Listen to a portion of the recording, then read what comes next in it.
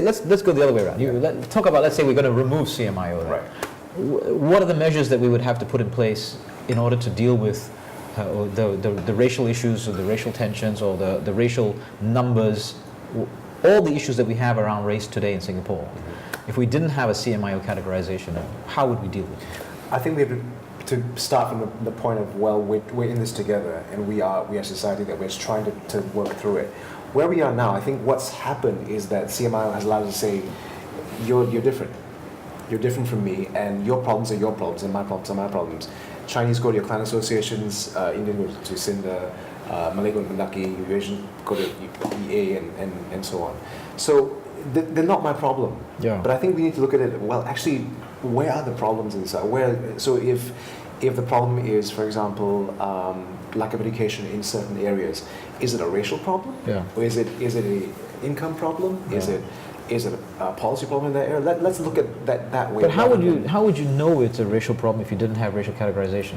But is there another way to describe it? That's what I'm saying. How can education be a racial problem? No, I understand. Yeah. But what I'm saying is if you wanted to examine to see if it was a racial problem or not a racial problem, Right. if we got rid of CMIO, how would you ever know if it was a racial problem? Because there are countries in the world where you're not allowed to do racial categorization. Right. And what they have is a problem of establishing whether it's a problem. Okay. So that's what I'm saying. If we got rid of CMIO, right, we're not going to get rid of the problems around race that we have. We're a multicultural, multiracial country. Mm-hmm.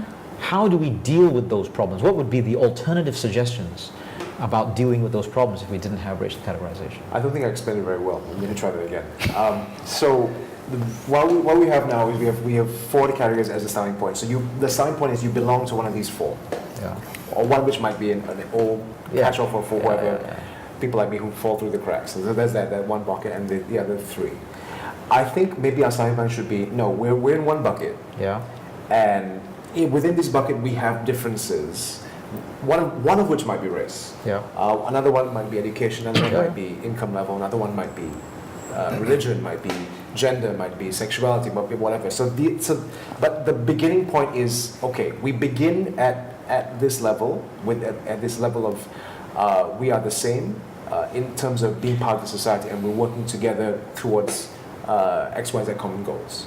So I think that has to be the shift.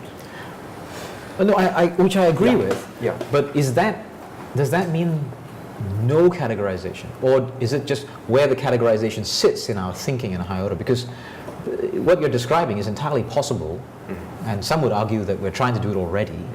You could argue about the success, but that doesn't get to the issue of then how we deal with the racial problems in the absence of categorization. And there are some societies that have tried a variety of ways.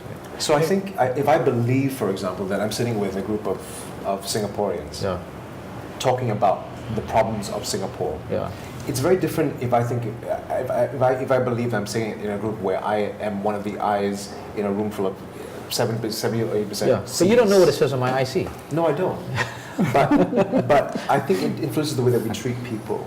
Yeah. Knowing that I might have something on my IC. Yeah. Knowing that if I had to, I could find a way for you to ask for your IC. Yeah.